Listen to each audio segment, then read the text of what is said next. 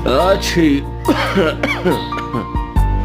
Hello friends, अगर आपको खांसी जुकाम या सर दर्द जैसी कुछ तकलीफ हो, ये नुस्खा ट्राई कर सकते हैं।